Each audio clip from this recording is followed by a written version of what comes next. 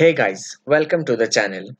This is a planning and a strategy video for class 10 exam 1920.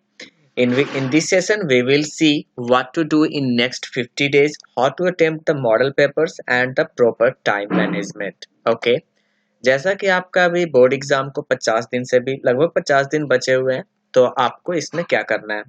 सबसे पहली बात, आपको मॉक टेस्ट लगाना बहुत जरूरी है, तभी आप एनालाइज कर पाओगे खुद को कि आपका कौन सा सब्जेक्ट वीक है या फिर कौन सा चैप्टर वीक है। आपको सैंपल क्वेश्चन पेपर सॉल्व करने चाहिए, previous as well as mock test. Okay, and जितना इम्पोर्टेंट आपको मॉक टेस्ट देना है, उससे कहीं ज्यादा इम्पोर्टेंट एनालिसिस करना है। एनालिसिस इन द सेंस कि आप जैसे ही टेस्ट दोगे, उसके बाद जैसे कि आपका 3-4 क्वेश्चन नहीं बना या फिर आप उसमें फंस रहे थे, तो आप उसको एनालाइज करोगे, क्यों नहीं बना, किस चैप्टर से रिलेटेड है, फिर आप उसको सॉल्व करने की कोशिश करोगे। Okay, and the third one that is revision is very important, because होता ऐसा है कि आप आगे पढ़ते जाते हो और पीछे का भूलते जाते हो, तो रिवीजन सबसे ज्यादा इंपॉर्टेंट है। Okay, do not forget to revise.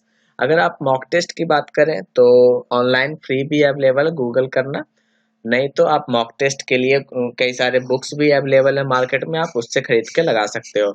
Mock test बिल्कुल टाइमर लगा के करना, ठीक है, तभी आपको पता चलेगा आप कितने टाइम में कर पा रहे हो।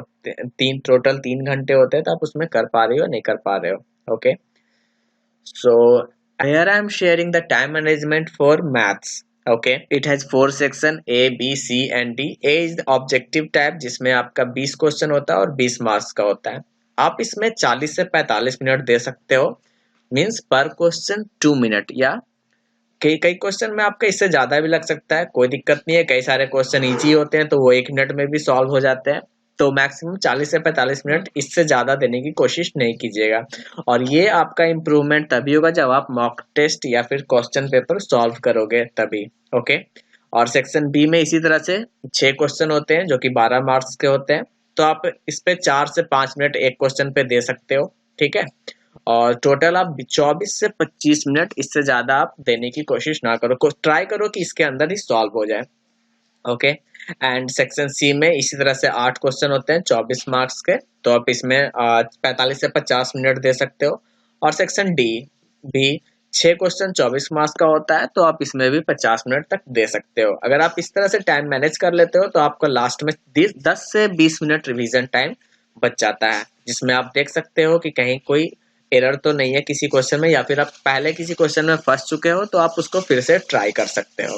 Okay, so this was the time management for math section.